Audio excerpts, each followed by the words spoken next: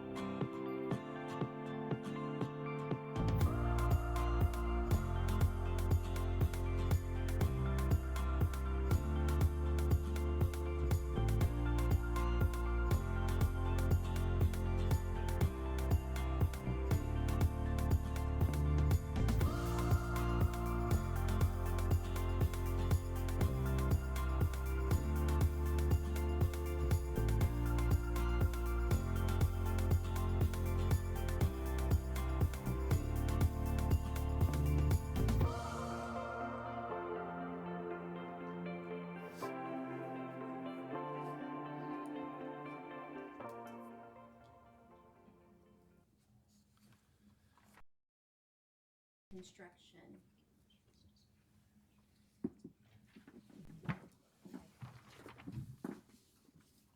Okay, we're going to, we have a open forum comment that wants to speak on an agenda item, so I'm going to move things around a little bit to allow that to happen.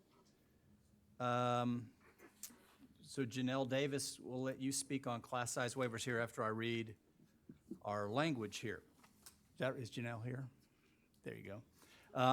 All public comments at regularly scheduled board meetings will be limited to school district governance and operations. If you have a specific concern related to an employee of the district or a specific student, you're encouraged to utilize the district's grievance procedures provided in board policies F&G, DGBA, or GF Local.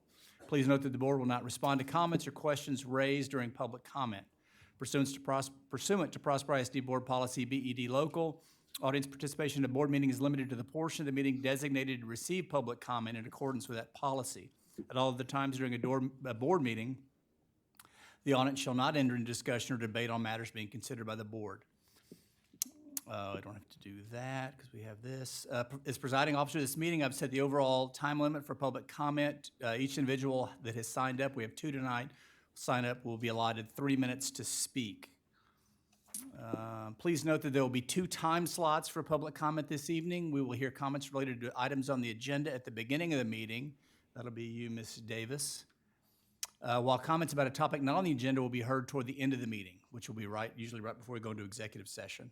Please note also that if you begin to speak about an item that's not on the agenda during the public comment time for agenda items, I will ask you to stop speaking and wait until the non-agenda item time for comments. Finally, I think it's important to address the board's expectations and hope for decorum during this public comment time. While the board certainly encourages members of our community to speak about any school governance or operations topic during public comment, and while we know that no one approaches the board unless they deeply care and are passionate about the matters they bring before us, we ask that each member conduct him or herself in a polite and civil way while addressing the board, and the board will endeavor to show each speaker courtesy and respect while he or she is speaking, and we simply ask that each speaker show the same to the board in return.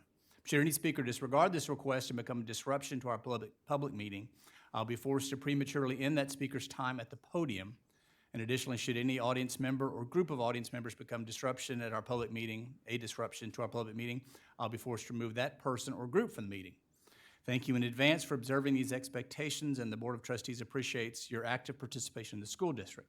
So at this time, Janelle, would you please come and speak to us? You've indicated you wanted to speak about class size waiver, and that is coming up. My name is Janelle Davis. My address is a matter of public record. I wanted to talk about class size waivers just because it seems to come up pretty regularly on the agenda for the board meetings. Obviously, we're a growing district. The classes are huge, and we can't build the schools fast enough, I'm sure, for the children. But my question, and I guess the concern I wanted to raise for y'all to think about and hopefully discuss, is whether there's any monitoring of class size issues when the normal teacher is absent. So what I mean by that is, I have 3 boys in elementary school. All 3 of them, multiple times this year, have had situations where their regular teacher is gone and there's no sub. So then what has happened to their classes is the school is taking those 20 to 23 kids, however many it is, and dividing them up amongst the other teachers who are there. Thank you. Which then puts more kids in a classroom that already has 20, 21, 22 kids. So that's I just don't know if that's being monitored, looked at, addressed. I know there's been calls for substitutes, hiring substitutes in the PISD Express, so hopefully there's some relief coming there for our teachers and our students, but that's the concern I wanted to raise. Thank you. Thank you, Ms. Davis. I appreciate you speaking with us tonight.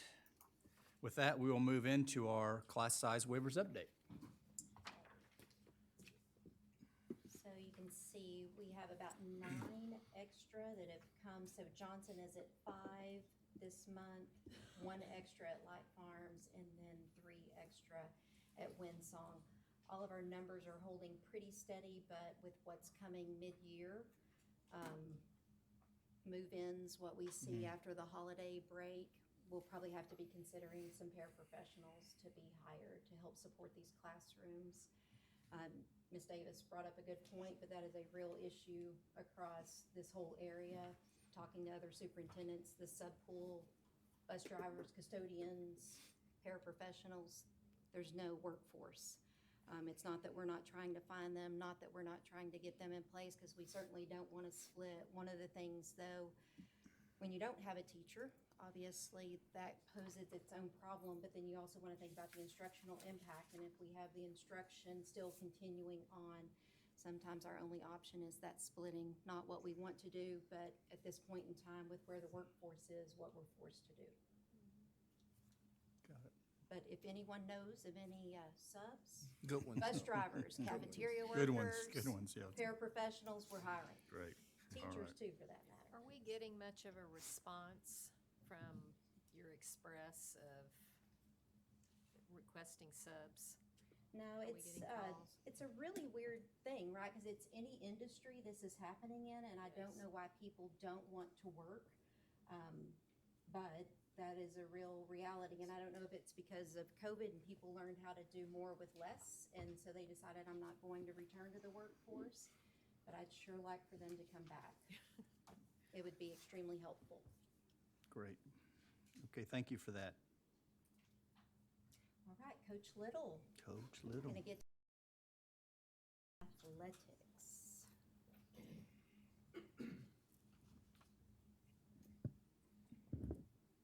Okay, thank you. I wouldn't wasn't sure if that red light meant off or on. Thank you, Dr. Ferguson and board, for allowing me to come speak about Prosper ISD athletics today. I hope that you enjoy this. I hope that some of the things you see surprise you and amaze you at what we're doing, because we stay amazed every day. Excuse me. I am Valerie Little, Director of Athletics at Prosper ISD. I have with me our Assistant AD tonight, Coach Michael Sane. I drug him along for this. He usually is excused from this, but not tonight. So Mrs. Dixon and Mr. Wilborn, most of probably the first 8 slides that I'm going to show are some that they've already seen. So please don't think that if I rush through them that they're not important, because they are. But obviously you have access to this, and I don't want to waste anyone's time, and I want to move on to the important stuff, the kids, right? The data, while it's important, sorry, curriculum people, while it's important, right, the kids is the stuff we want to see. So our mission statement, lots of words up there. The main ones you need to know is that we are about making better athletes, better people who respect all members of their society. There's a lot of other words up there. Our students do not have that memorized. Our coaches don't have it memorized, but they understand what it says. They understand what our mission is. They understand why our programs are here. Next is our athletic department goals. A couple things that we make sure every single year, everything we do is based around these 4 goals. Expectation of excellence. One of the things that we tell brand new head coaches when they're going through their exciting 3-hour training with us is that we expect them to be excellent in everything they do. Not just teachers, not just coaches, excellent spouses, excellent parents, excellent children, if their parents are still around, everything, because they are now in Prosper ISD, and that's just what we do. We promote our academic success. Our coaches promote that because our kids are amazing. They've got great support from their parents. At the end of year, the report that I turn into you will show you all of our numbers and where we stack up with our academic all district, our academic all state, and our scholarship recipients. Last week we had 23 kids sign their national letter of intent, which is unbelievable that they all get to go continue on their dream because of what they've done here. Better people, better athletes, y'all know that's our goal. It's part of our mission statement. Hopefully you hear and see that a lot. And then celebrating the history of PISD athletics. Since I got here, it has always been very important that our town understands that we know the history, right? We didn't come here, we know we didn't make it. We realize there were people here before us that laid the foundation for us. We just want to make sure we celebrate them, and we don't let anyone forget the impact that athletics can have on you. Because we do know, right, that it's the #1 at-risk program, and I'll show you that in a second. But first, just the number of opportunities we have for kids. We have almost 3,800 kids in athletics. Nothing is required in athletics. It's elective. You decide to go in there. These are not PE numbers where they're required, even though I considered it because it makes it look a lot better. But 38% of middle school students are involved, 33% of high school students, which is 1 out of 3. Again, that means there's 2/3 of kids we don't touch that we try to pull into our programs, but that 1/3 we definitely love on and make sure they feel valued. The numbers underneath really are just to show you the opportunities that our kids have here because of what we provide for them. The sports offered, I think the one that stands out the most are the middle school teams, right? Over 100 teams and opportunities for our kids to be involved. And why do we want them involved? It's what I said earlier.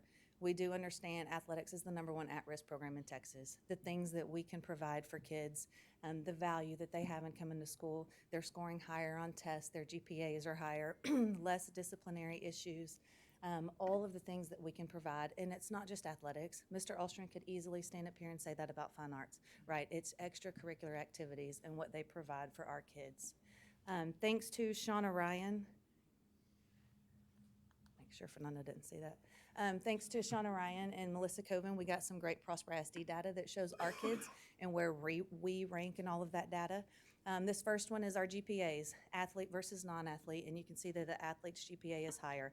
Our average GPA as well as the previous year GPA. We give them a reason to come to school and perform. Discipline offenses, why I do not like that we're close to 34% responsible for all of the disciplinary offenses that we have. It's definitely lower than the non-athletes. So we give them a reason to behave, hopefully. And then if they do misbehave, we help them with consequences and help them down the right path. Attendance. Now, at first when I looked at this, I thought, what? They outscored us? But these are the absences on there. Okay, so that's the number of absences. Athletes are lower, which is a good thing. We're okay with that on this one. And then the STAR data, right? We push our kids, not that non-athletes do not push themselves, but you've got an extra person, a coach, a sponsor that you have to answer to. And so we tend to push them a little bit more than maybe mom or dad does. So it shows, there's the STAR data that shows that they perform better. Our favorite thing about the strategic goal, this one, I definitely think we do this on a daily basis. We touch a lot of the other goals, but this is the main one that I feel like we can do with our eyes closed. We impact the sense of belonging to everyone, not just our kids, our families, our staff. We make everyone want to be here because of what our programs provide. This is just a sampling to show you that on a given night at that beautiful stadium, we touch about 13,000 people that are involved in that. Now, most of the time, this is what our crowd looks like. We don't ever show the visiting side because depending on who we're playing, just depends on how those reports look. Some of them are not very good, but it's amazing. That stadium is not just football, and people forget that, right? If you notice, sometimes that football team, it's a lot smaller than anything else, right? The band, the drill team, all of those people are impacted by what we provide on those game nights. And then we can't forget the natatorium. These numbers have jumped up quite a bit. Over 2,000 people are through there regularly. Our swim school, blowing it out of the water, over 500 people. I believe, and Ms. Bias, correct me, but I believe we've got 3 unopened positions. We keep posting them, but again, finding people to work because we need that much capacity going on because so many people want to be in that natatorium. Athletic success. I think a lot of people would expect me to stand here and talk about that for 20 minutes. This is the only slide where I'm going to talk about our athletic success because I feel like on a daily basis, we celebrate them. When they do something, we celebrate them right then. We don't have to wait for the board meeting. But this is just some of the amazing stuff that's happened this fall. Prosper High Volleyball, getting as far as they did. Rock Hill Tennis. Bottom left is PHS Football, who's still playing Friday night. Earlier, someone said, I bet you're working during Thanksgiving. I hope so, right? I really hope that they win Friday and we get that chance. Signing day, right in the middle, I talked about 23 of our kids who signed last week, which was so amazing to watch. And then the far right, which was one of the best moments that we've had so far this year because Dr. Ferguson was there as our PHS girls were state runner-up. And it was the first time that she's had the opportunity as a superintendent to drape medals on state championship kids. So it was unbelievable to be there. I think most people were surprised. The team before us had the random UIL person put their medals on because no one was there to support them. That's not what we do. That's not what we do for our kids. So that was amazing to be around. Recognition and awards.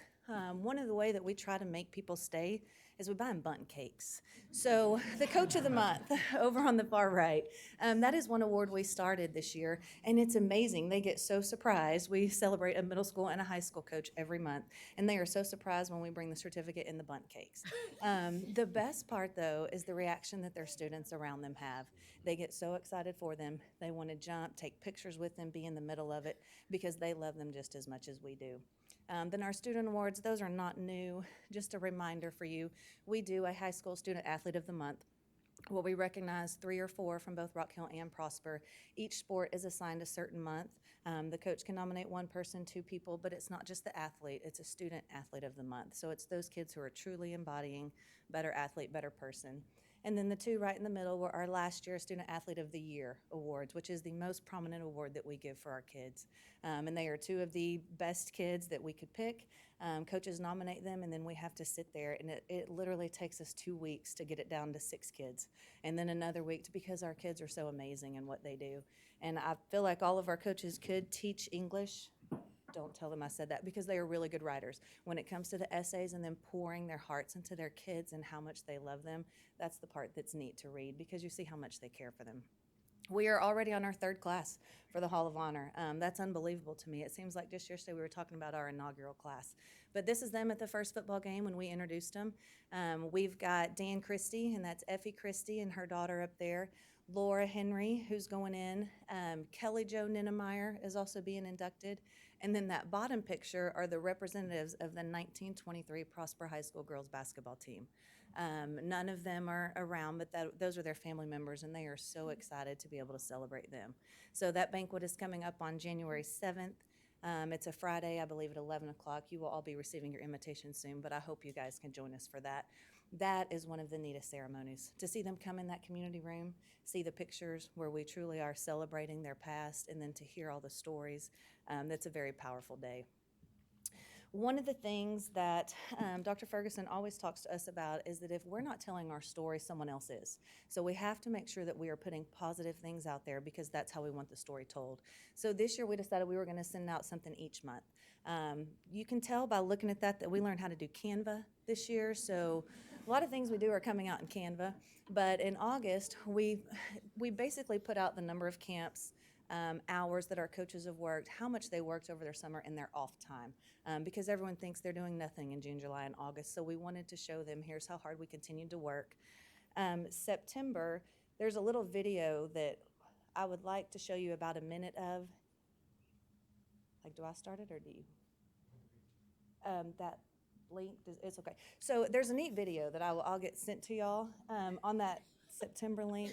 I didn't communicate very well. I just want to show a little glimpse of it. Our kids made I this. do this about job because I want to make a difference in other people's lives.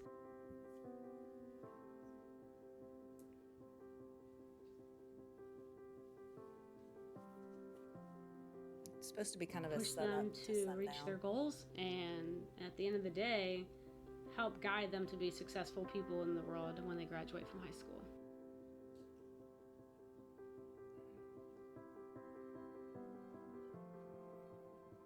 I want to get up early in the morning, start our practice, because, we truly believe that hard work given time beats talent, and we need to put in the work so that we can be the best in the state of Texas. Okay, thank you. So That there's just a means little being up glimpse. early and doing- The best part about that is that about a month later is when she was the state runner-up, and it was just neat that that's who we chose. But we were trying to show them from right before the sun even comes up, right? We're working with your kids, we're thinking about your kids, we practice with them, then we go teach, then we practice with them again, and we're probably doing something with them in the evening. So just to show people that whatever your kid's doing, we're gonna be there with them and support them. So that was really neat when it came out on social media, it got a lot of attention.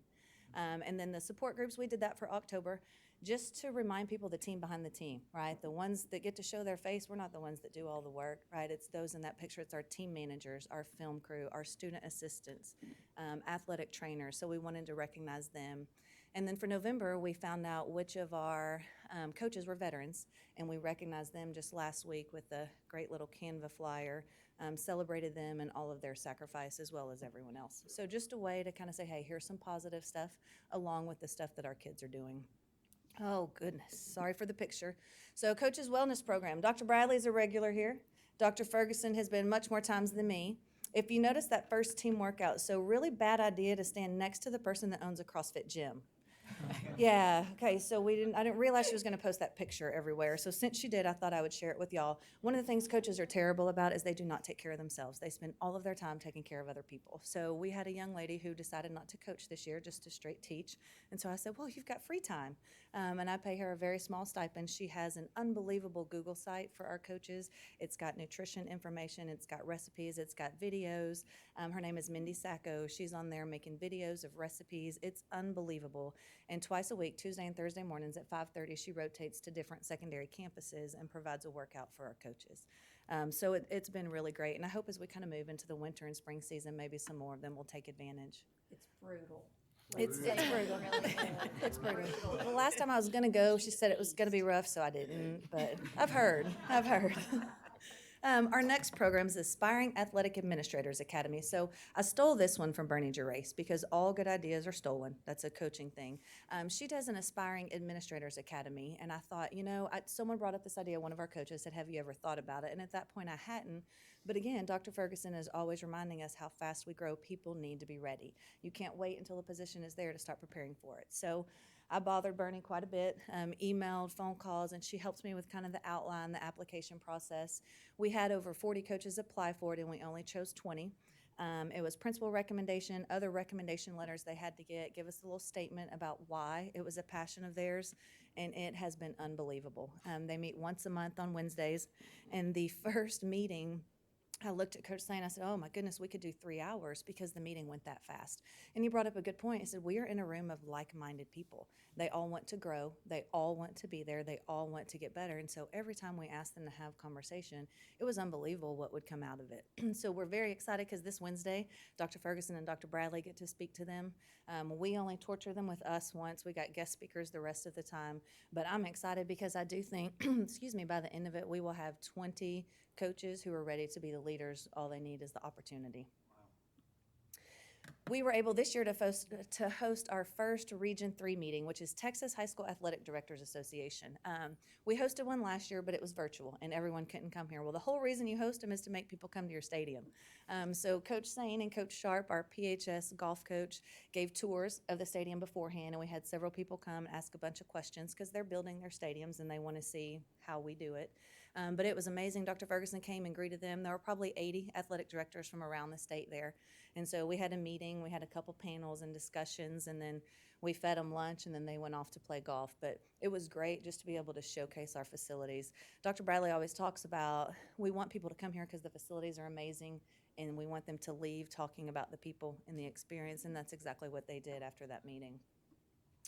Regional tournaments. So besides the 1,100 athletic events that we host for our kids each year, this past year and this year, we host a lot of additional playoff events. Last year, we had over 60 games, and a lot of that was because they did not have regional tournaments in the fall. So regional volleyball, regional basketball, instead of having those tournaments, we hosted regional semis, regional finals, state semis, a lot of really high-level games. We had a state semifinal game at Prosper High School. That was unbelievable. The crowd was there. But we also, the UIL asked us to host their regional tournaments. So there are 4 school districts in the state in each region that get to host, and we are one of them. This past weekend, we hosted Region 2 5A volleyball at Rock Hill. Lovejoy won on Saturday, so they get to go on to state. But it was an amazing crowd. We bring them into our town, right? They eat at our restaurants. They see, if they happen to move here, it's not recruiting, right? But if they love it and want to come, we encourage it. We also host Region 2 3A basketball, Region 2 5A tennis. And then last year, about 7 days before the wrestling tournament, they called and said, our venue's not big enough, can you do it? We're never gonna say no. Especially not to our governing body, right? We said absolutely and then hung up the phone and maybe panicked. But we got it done, and it was amazing, and they were very thankful. Hype magazine. When I'm through with this part, Coach Sane is going to bring you one. I went into a contract with Cedarbrook Media last year. They do most of our team photos anyway, and so we had them show up at all of our events and do some action photos, and they made a fall, winter, spring catalog, basically just showcasing our students. It's got a couple questions answered by our coaches where they talk a little bit about the program and the season. Where we failed last year is none of these were done until May.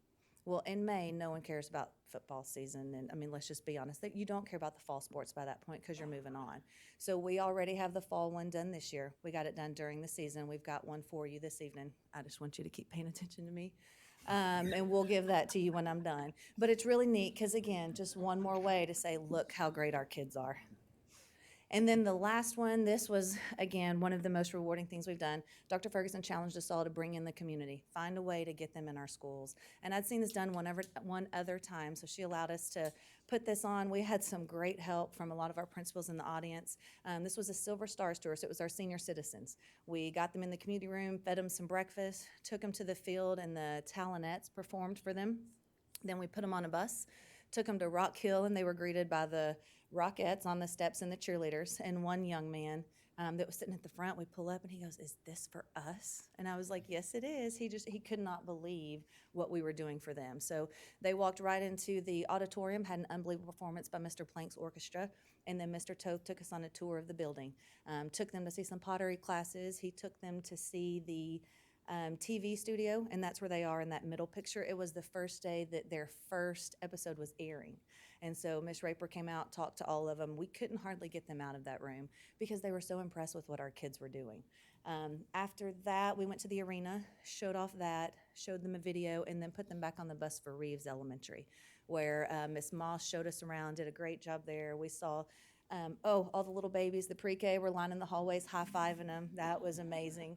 And then we went into the choir room and had a performance there. So most of you got to be involved with that, and we really appreciate y'all coming and spending some time with them. At the end of the day, we had a lot of people who were friends of the program, and that's what we want them to be. We want them to understand how great it is. Look at the stuff our kids are doing. So we are very thankful for that opportunity. And the last thing I will leave you with is the same commitment I give you every year, that no matter how much we grow, those standards won't change and those goals won't change. We will hold that standard with our coaches, with our kids. They will be excellent in all we do, and we're just very appreciative for the opportunity y'all give us. Thank you. Thank you. Thank you, Coach Great Little. job. That was awesome. Fabulous. Thank you. All right, we're at the consent agenda. We've all had opportunity to look at the minutes. We don't have any budget amendments. We've all had a chance to look at the tax roll summary from Kenneth Mon. So you're looking at me kind of funny. I'm looking at Mr. Dave Velasco because I've got a blank screen. Okay. So I would be able to entertain a motion to approve all those elements in the consent agenda unless somebody wanted to pull something out for additional discussion.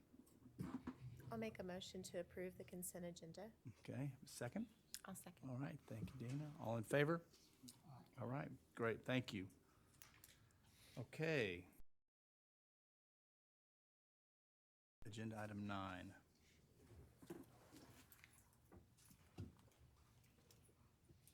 So we had a list of innovative courses, and I'm sorry that this is not appearing. Will you take me back out?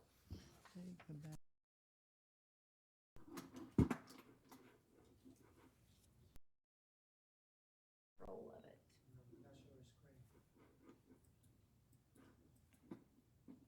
Go like back to my desktop.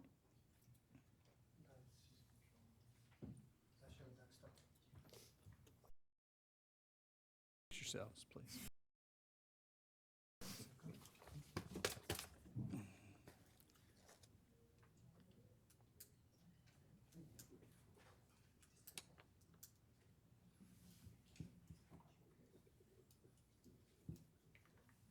All right, let's go ahead and move on with the innovative courses. They were listed in the board packet. And any questions that you all have about those? I can't believe the breadth of things that we offer or are anticipating adding to the offering for our schools. Can you talk about the pending TEA approval? What does that mean? What's the So these implication are of that? innovative We have 2 of those, courses. right? So they're innovative courses, so they're actually waiting on TEA approval, so they're sitting there already as a course that's been written. But TEA needs to go through that, vet that, make sure that it's where it needs to be. We just have to get on top of this work because believe it or not, I was in the hallway today, Miss Webb and our 2 lead counselors from the high school, they're working on course catalog and trying to get things ready to go for next year's courses. So we just have to get out there, get these innovative courses approved. Doesn't necessarily mean that the classes are going to make, but this way we can include them in the course catalog with approval from you, and then obviously with TEA. But if there's any of them that you all have pause or concern about, we can certainly hold on those. But we wanted to bring these to you because it does take board approval for the innovative courses. Well, as I was looking at them, I'm so excited for some of these opportunities that kids can take these innovative electives and leave with a certification or knowledge to be able to step right into a job, whether that's during high school or afterwards. There was one called Comprehensive Wellness, just as I was looking over the description, that seemed a little vague to me. So I had some questions on that one.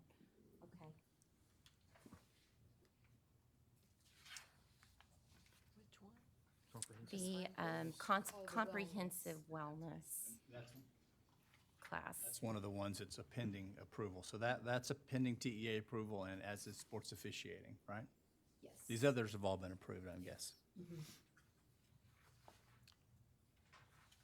So I was just wondering what that course would look like as far as, is it a semester course, year-long course, and how much subjectivity would be given to, that curriculum?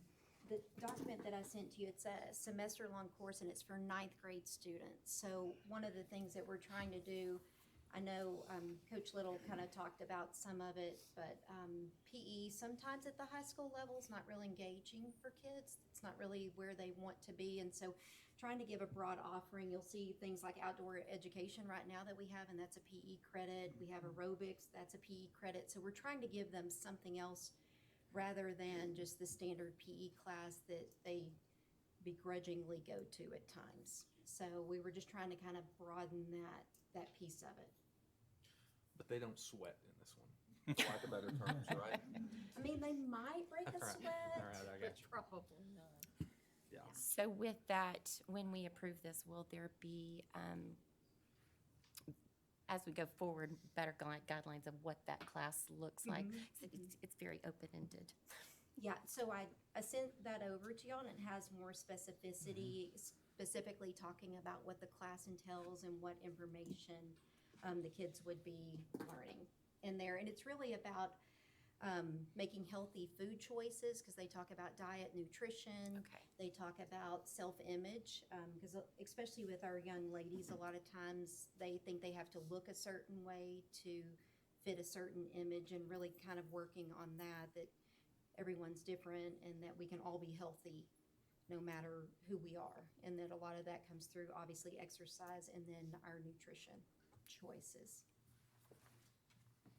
But those are still, those two, the sports officiating and this one that we're talking about, those still are on the table with TEA. Yes, this would only give us permission to put this request into TEA for the innovative courses.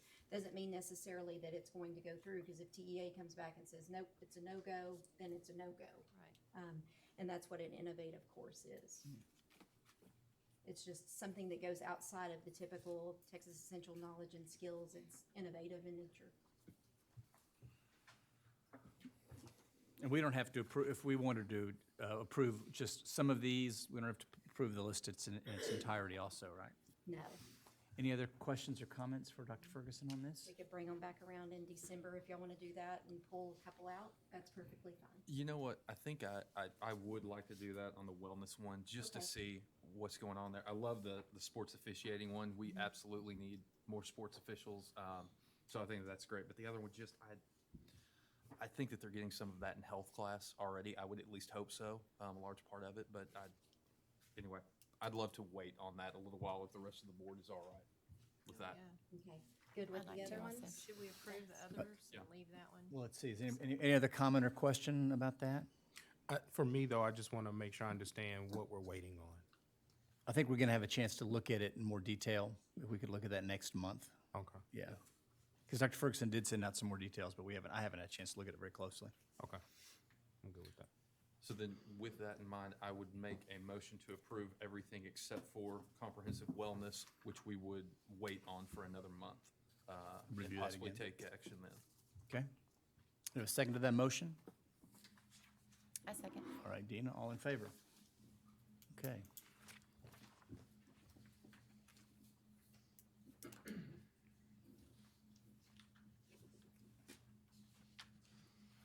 Next is the consideration on the staff development minutes waiver. This is basically something that we have to do in order for TEA.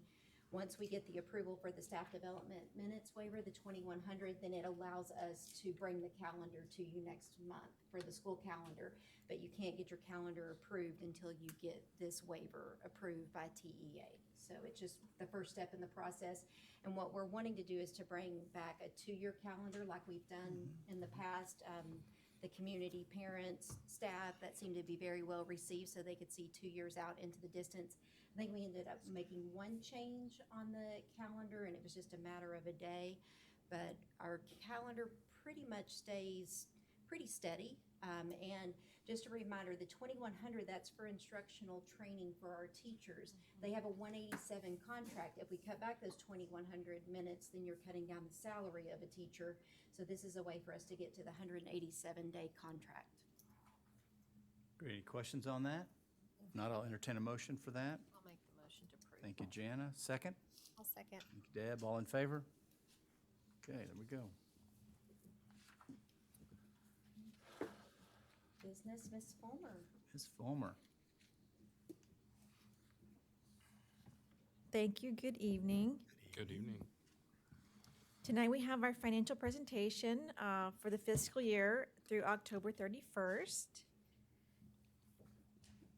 So if we look at the investment portfolio as of 10/31, total investments for all funds, $358 million. This year compared to $195 million this time last year. 83% increase due to our bond proceeds. We discussed that last month. The general fund portion of the total overall portfolio is 34% at $124 million. If we look at the financial institution breakdown, our benchmark performance through 10/31 is 0.05%, a little bit of a tick up again. So this, we are looking up as far as portfolio earnings. And this shows the total portfolio with it by financial institution. Our weighted average maturity for all of the portfolios is 3 days, which is very liquid, and we do go through our, especially the bond proceeds, very rapidly, so we don't want to lock up those funds for very long.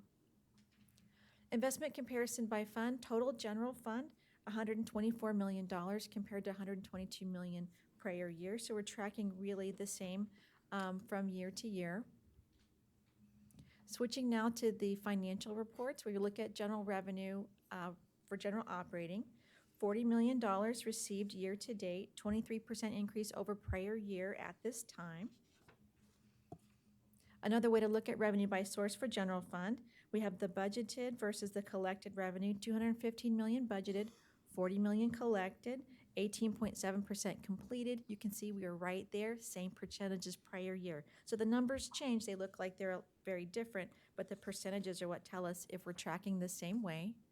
If we look at tax collections, September through October, 3.2 million received. Of course, the tax levy, those will start coming in November, and really December and January, we'll see a large uptick in those collections, 1.7% received year to date. Ag rollback, we really don't have the October yet, so this is an unchanged number from what you saw last month at $956. We'll update that on the December presentation. Expenditures by major object. This is general fund only. We've spent $41 million year to date compared to $36 million this time last year, 12% increase, so right where we would anticipate. And another look at major expenditures by major object for general fund, $220 million budgeted, $41 million expended, 19.1% completed. Looking at the athletics fund, net cash flow through October 31st, $250,000, so very strong. Last year was a very different environment, so this is a very healthy athletics fund. Food service fund, net cash flow year to date, $60,000, and so that's also as well. Last month we saw a bit of a dip, but that was to be expected with start of school. And debt service fund, cash flow of $1.3 million year to date. We do build up a reserve throughout the fiscal year until our first debt payment in February and then in August. Elementary school 15, which now has a name. POE construction contract, $25 million, $5.9 million spent year to date, 23.6% of the contract completed. And looking at Walnut Grove, high school number 3, 9.8% of expenses completed year to date, and $19.6 million completed on the POE construction contract. And that concludes our presentation. Thank you. Thank you. Thank you, Ms. Fulmer. Ms. Fulmer, any questions for her? Always a wonderful job presenting that data. If no questions, then I'll entertain a motion for number 10A. I'll make the motion. Okay, Mr. Williams, second. I'll second. Kelly, all in favor? Thank you. Okay, we have, She's staying up there. She must Yes. have 10B too. yes, looking at committing fund balance. Thank you. This is a routine annual item. Our auditors have done their field work for our audit that we will ask for board adoption in January this year. And so the auditors have requested that the board go ahead and take action to commit fund balance for the sole purpose of audit presentation. That's really the only reason that we would take board action on this. And if we look at the, can I do it, Fernando, does it, the second page? Oh, gotcha, okay. We're looking at committing fund balance for $66 million for construction. That's an annual item that we put on there to reserve fund balance. Optimal fund balance is $36.9 million, and so we are right at $750,000 in excess of our optimal fund balance. And so this commitment gets us right there where the state would like to see us on the audit report. Okay. Questions on 10B? I'll entertain a motion for 10B then. I'll make the motion. Thank you, Jana. Second. I'll second. Thank you, Drew. All in favor? Okay. Thank you. Thank you, Ms. Fulmer. All right, next up, Furniture. furniture for Hall Elementary School. So this is so that we can get furniture in time for school to begin in August, because as we well know, everything is running a little bit behind as far as shipping and things being stuck in the ocean. So we want to make sure that we get our furniture here for our school to open. Is this earlier than normal? Or is this about the right? We're earlier. We are earlier, aren't we? Which is great. Yes, because we have to. Yes, we do have to. We have to. So you can see the price breakdown, what we're looking at. So I would recommend approval so that we can get furniture in the building and get it here in Prosper. We need the furniture. I'll make the motion to approve the I'll s- furniture allotment. I'll second. Wow, I don't even have to ask. It's impressive. All right. All in favor? We need it. Yeah. Right, did you get that? Yes, we did. Jana and Quickly. Bill? All right. 10C passes. And as Mr. Dave Velasco said last month, he would be coming back with more requests, and this is for dark fiber and for our networking from Hall Elementary to connect to the district server. And you can see on there that we have the potential for an E-rate for 40% back, so nothing is guaranteed, but certainly we'll put in for that E-rate to be able to get that funding back to us. Great. I have a question. Are we having any problems getting what we need? Because we are.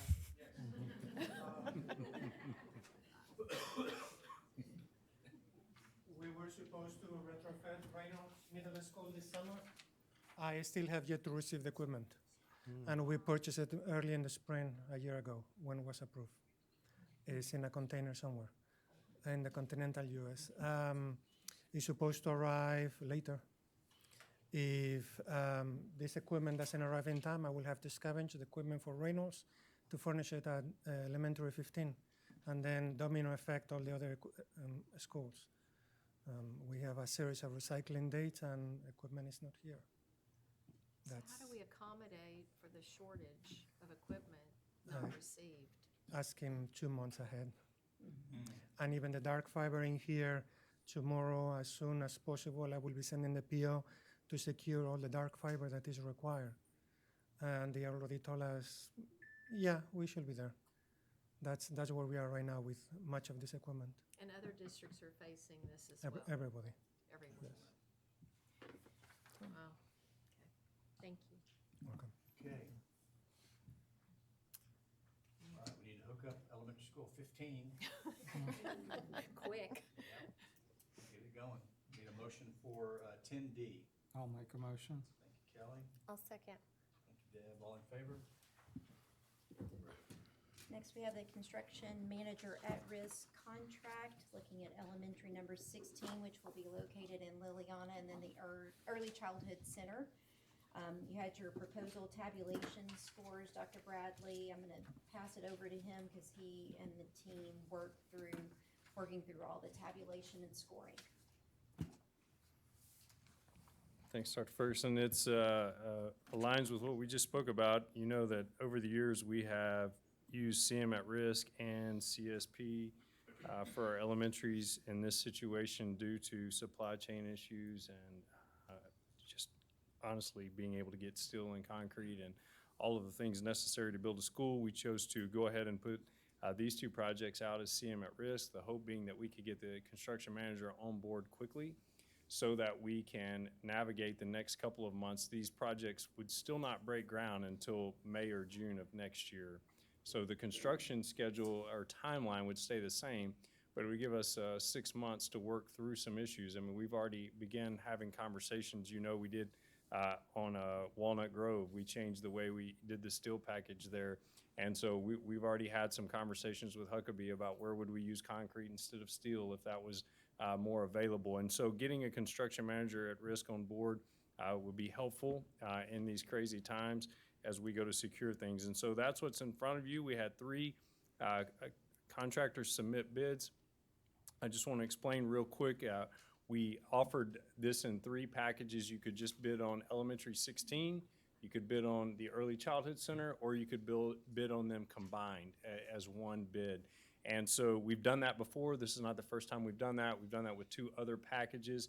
And really the hope as doing that as the district is really 2 things. One, want to see if somebody wants to take a swing at one project maybe, or then if we could gain value in awarding multiple projects.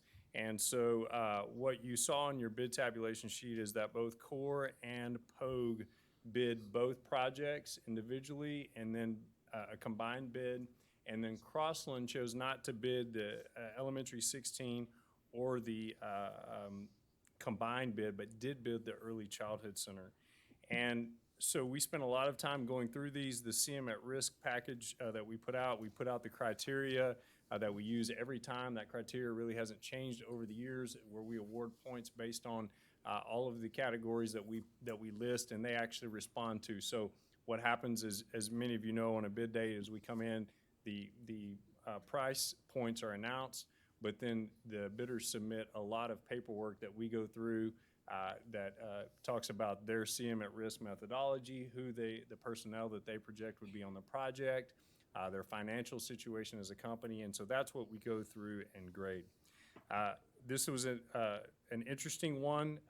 These bidders, CORE and Crossland, have not always bid our projects, but both of them are local companies. And one of the good things about this process is it's easy for me to stand here tonight and say all 3 of these companies are good companies. All of them are local. All of them are in strong financial health. And so all of them, I think, have the capability to do the projects that we have. And so that makes, evaluating these difficult because they're all in a good situation. Also, this is, that over the years we've done a lot of work with POG Construction. Several of the guys are here tonight. We've had a long-term relationship with them. And most of the time we've done these, it's been very easy. Not only have they done well for us, but they were also the lowest bid. And in this situation, Crossland actually on this one project came in at 0.9%, where POG was at 1%. Now, I've done some studying on this because this was interesting to me. I mean, throughout the state of Texas, you're not going to find very many 1% or lower CM at risk jobs. Construction as a whole is a low margin industry, and but 1%, right? There's not many industries that would go out and say we're only going to make 1% on this job, and that's what happens in the construction industry. So 1% is low. 0.9% is the lowest I've ever seen in any bid that we've ever done in the 5 years that I've been here. Most districts don't even get below 1.5% or 2% at times on CM at risk. So these are very competitive bids. And so, we evaluated this, felt that all 3 of these companies had very strong bids. The committee that we used to evaluate this, poured over these documents, and the recommendation that we have for you tonight is to award both of these projects under the combined bid to POG Construction. I do just want to give you a little explanation on that. Crossland, as I mentioned, does have the lower bid there on the one particular project. And then CORE had a lower pre-construction fee, but because of their contingency, it really kind of makes their bid on combined a little bit higher. But we've been in a long-term relationship with POG. They've been a good partner for now over 15 years and delivered every project thus far on time and under budget. And so the committee felt like at this point that while Crossland's bid was extremely competitive and we were pleased to receive it, that our recommendation needed to be tonight to award these projects to POG. So that's our recommendation to you tonight based on the criteria that we evaluated and the materials that were turned into us. But I will certainly do my best to answer any questions you may have about that. Do you have any understanding of why Crossland didn't propose on the elementary school? I don't know why they chose to just do that one.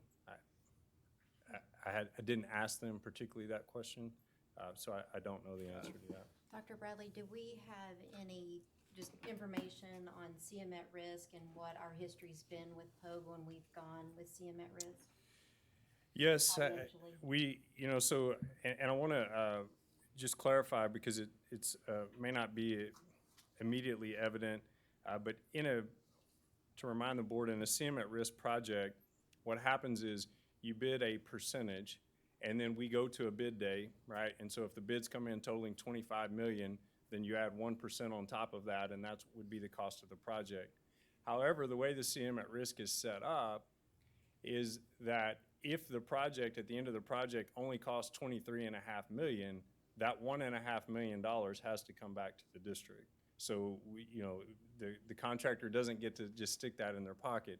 They get their fee and they get their percentage, but returns on a project that delivers under budget are realized by the district. And so, since I've been in this role, Pogue has done, let's see, elementary 8, 9, Rock Hill, Rushing, Hayes, the Rucker renovation, and then elementary 13 and 14, Bryan and Reeves that just opened. All those projects have been on time, and the savings returned to the district during that time is a little over $15.3 million. So again, the projects were bid at 25 million, came in at 24.6.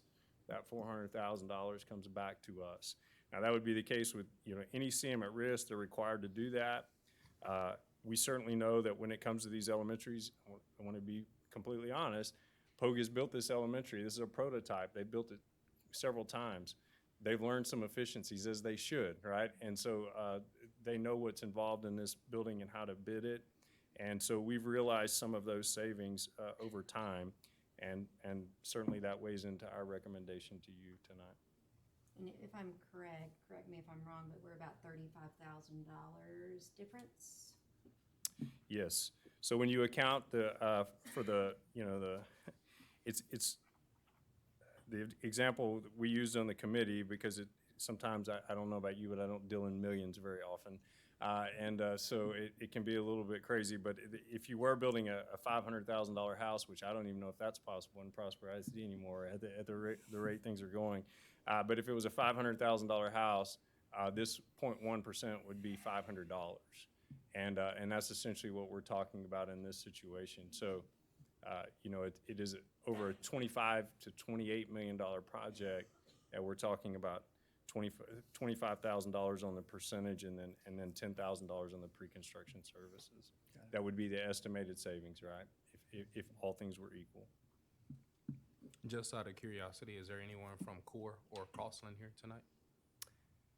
I do not believe so. I looked earlier, and no, sir. Other questions for Dr. Bradley?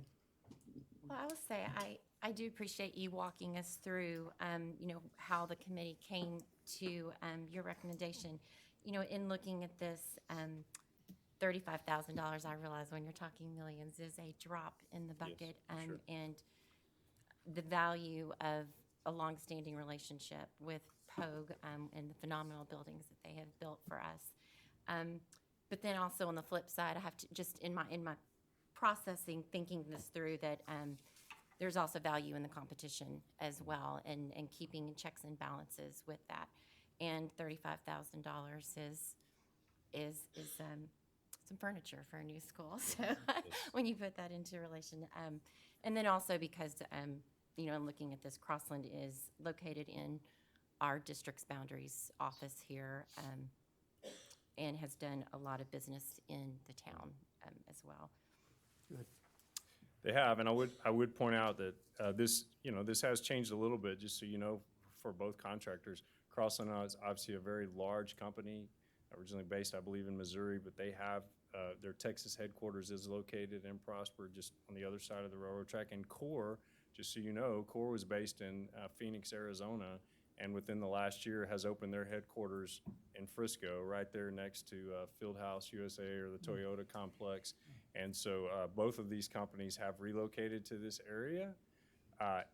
In a way, clearly this is where the growth is going, and so it's not lost on us, right? That I think there is competition. I want to be very clear with the board that the only fear I have about this and awarding to Pogue is that you're in a situation where I don't want to ever be standing up here in front of you and say, well, we got one bid for a job. That could be not a great place.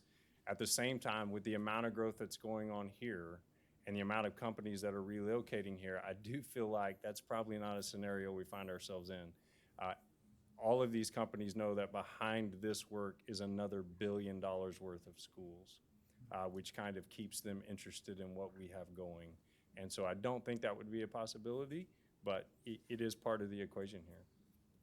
Dr. Bradley, can I ask a question? I want to make sure, because I know when I've met with CORE, and I believe I know this about POG, CORE made it very clear to me when I met with them that they do not build charter schools. POG does not build charter schools. Do you know if Crossland does? I believe Crossland has, but to be completely clear, I believe that was out of Texas. Okay. So again, they're a much larger company in Arkansas, Oklahoma, Missouri. They had some in their packet that they provided us that they had built, but I don't know that they built any in Texas. I just wanted to ask that question because I know our charter school that just recently landed in Prosper did not come in on time, nor did it open on time. And so that's something we need to be very well aware of. I don't think our parents would be very happy if we said there's a small delay. Yeah, I think that's the biggest thing to me on this is that not opening on time is not an option for us. And, you know, Ben, thank you for everything that y'all have done in the past. We would obviously expect that same thing as well on this one because not opening on time is not an option. Do we have the POG folks in the room? There y'all are back there. Yes, so we have So- Ben Pogue here, Brandon Colquitt, and JD. So I'm just curious. So back to the question someone asked up here about, is anyone represented here tonight with CORE or Crossland? The answer was there's no one in the room, correct? Okay, so I'm going back to that. And then I'm also curious, Dr. Bradley, do all three companies, CORE, Crossland, and POG, were they aware that we were meeting tonight on this? Yes, ma'am, they were aware, certainly. Okay, so it's just kind of interesting that no one showed up except the POG folks, so that just says, that speaks volumes to me, is all I'm saying. I think it is worth noting, though, that It's, CORE I and mean, it's a Crossland, though, partnership. it is, and we appreciate that very much. I think that these companies, though, are also good companies as well. It's just for $35,000, we have a relationship that is trusted, and you know, like you said with the analogy, it's $500 different on something. It's not worth it to me to change that up over $500. Any other questions or comments on this item? I would say that I would echo the same thing. I'm a big supporter of competition. We love the job you guys have done for us, Pogue. We've been very grateful for that, right? But I think we've got a responsibility to make sure that we're doing the best for our voters. So I would expect that we would, and hopefully see that we would continue to see competition as we look at this. Okay, well, if I hear nothing else, then I have a motion. I need a motion to approve item 10E. I'd like to make the motion to approve. Okay, Second it. second by Bill. All in favor? And did I? Okay, motion passes. On time. Okay. Minus 35,000 though. What's that? Minus 35,000 That's though. right. They'll donate that to PEF, right? Yeah. Okay, now we have one of the most interesting portions of the agenda tonight is we get to vote on, what are we calling these people? Colin, Central Appraisal District. Central Appraisal District Board of Directors for both Collin County and Denton County. We do this every year. We generally don't do anything on this because nobody knows who any of these people are. So we abstain, but we do have a case. We've got to do that for both Denton and Collin. So Colin, we have 236 votes, and you have the list of individuals. I think Right. the only one we do know is Kenneth Mon, because we've all cut checks to him for years. So, personally. I also know Mr. Kelly, which I would be happy to cast a vote in his favor for this. Does anybody have any other comments on people that should receive votes? Otherwise, I'll entertain a motion on how to submit our votes. Mr. Beavers? I would make a motion to submit half for Mr. Mon then and half for Mr. Kelly. If that works out well. If not, I'd be fine submitting them all for Mr. Kelly. You can't split them. I know, They don't I understand. I would rather see the vote split. I mean, how do we have a board of directors for the Central Appraisal District have the tax assessor sitting on? That seems like a conflict to me. I don't know that for a fact. Well, but- that's true. Then I will, allow me to rephrase. I would like to submit a request to all 236 votes go to Mr. Kelly. Ronald L. Kelly. Yeah. I'll second that. Anybody, okay, we have a second? All in favor? Okay, 236. We will send in our Mr. Kelly. resolution to Collins County. Yes, and then we have Denton County. And unless, I'll entertain a motion for Denton County as well. We have 50 votes. I know nothing there. So on the, well, I read all these resumes, and it was confusing to me Okay. also, because they all are very similar. Yeah. And I even lined them up so as, you know, to judge them fairly. I noticed that one of them answered no questions on the form. That would be number 1 mentioned here. Mm-hmm. Answered none. And then number 12 and 2 and 12 did not complete all of the form. Wait, are you saying number 1 didn't complete? Is that what you're saying? I'm saying yes. Number 1 So would you like to did lead not. us in a Did you motion for read that? all of those? Yeah, number I could- 1, I saw. I could not find where any of that form had been answered. It was blank on my screen. And I went out. That was the and one then I made kept- sure I read was number 1. I don't know. I Okay. just, I don't know. I will say I read them as well, and a few stood out as having more involvement in their communities, but without knowing any of them personally. And that's why we historically have not, we've not cast a ballot. And we're not required to, but it- Yeah, I would make a motion to abstain then, as not having any specific knowledge of this, casting a vote in it. wouldn't I was going to make a motion actually for number 1. okay. For number 1? Maybe you just got Wow. the same screen that I got tonight of Blank. blank. You see blank? No, I was, Oh, okay. never mind. Okay. Your motion, I would like to make a motion that we, assuming that we can't split our votes, the same with Collin County and Denton, that we cast our votes for number 1 candidate, Roy Atwood. Okay. Janet, do you have any problem with that other than you didn't get to No, read I'll this? just abstain from voting Okay. because I could not, Okay. I had blank, Sure. not one Yeah, I- response on the form. Okay. So I just won't vote. Well, we have a motion to give our 50 votes to Mr. Roy Atwood. Do we have a second? Discussion, other questions? Anybody? Second? Okay. I think I feel I more mean, personal, Yeah. better abstaining as well, just 'cause I don't Okay. Yeah, well, know them. yeah, I'm not going to second that or second that because I don't know specifically other than what we read on that. So That's fine. Do you know this person? I do. You do know this person? I do. That's good for me. all right, so Mr. Wilbur, I will trust you on that. If you're saying that this is a solid one, then I absolutely did because We have a second. I second it. Other comment, questions? All in favor? We have 2, all opposed or abstentions? It's abstention. Okay, 2 abstentions. We will submit our resolution to Great. Denton County. Good. You should have led with that, Drew. that you I'm did. sorry. I apologize. I think we We could were be done going back and now. forth over the blank form. That's I'm awesome. sorry. Thank you. Okay, next up, we have purchasing of buses, 1 77-passenger bus, which would be a general education bus, and then 4 54-passenger buses, which will be special education buses. So through our audit, it was found that we had additional funds, which is always a great thing to find rather than going the other way in an audit.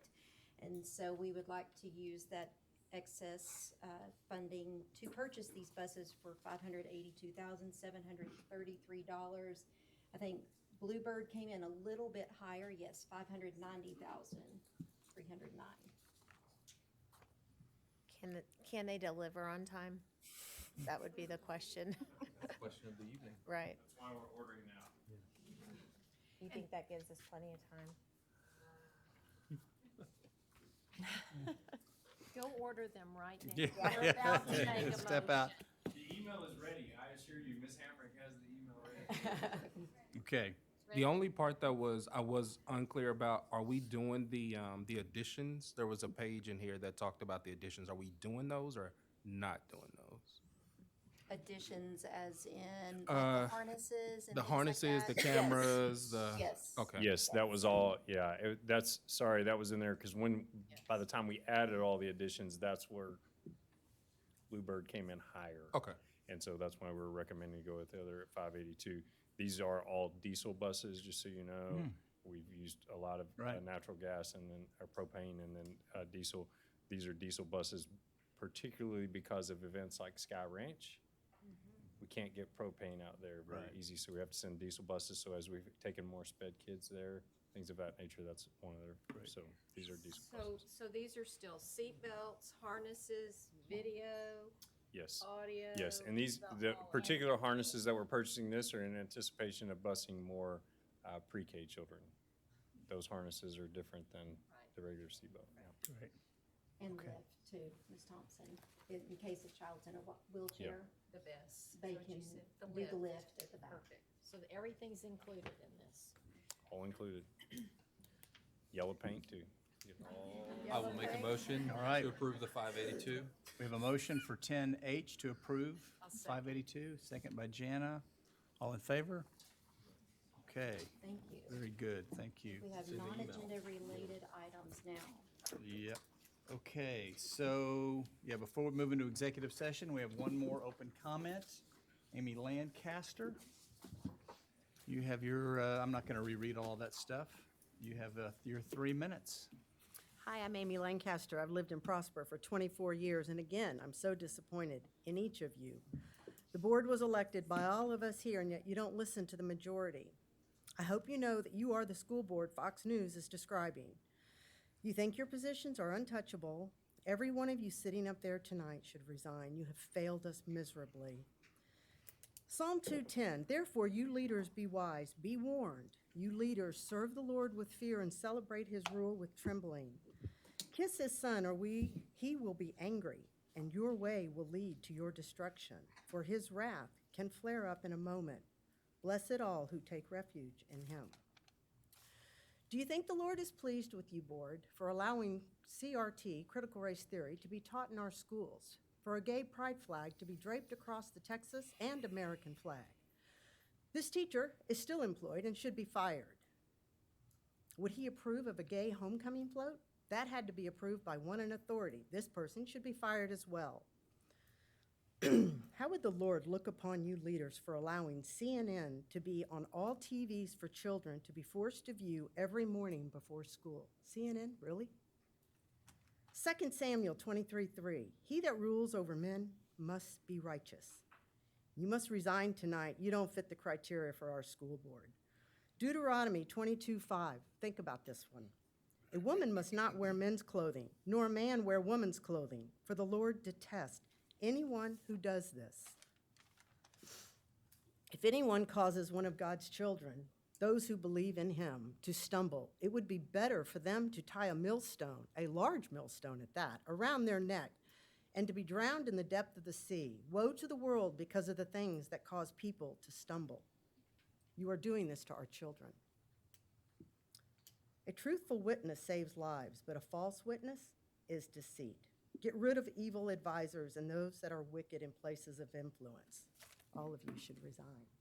Thank you, Amy. Appreciate you taking the time to speak with us tonight. It is now time for us to move into executive session. Need a motion to do that? I'll make a motion. Thank you, Drew. Second? Second.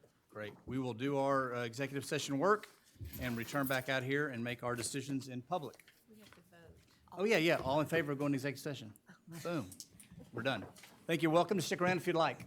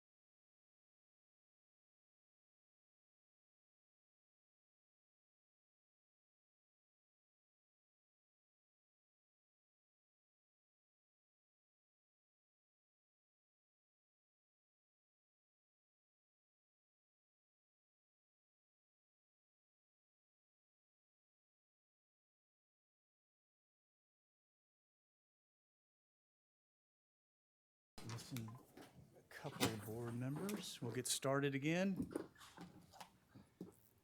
Coming out of executive session at 9:19.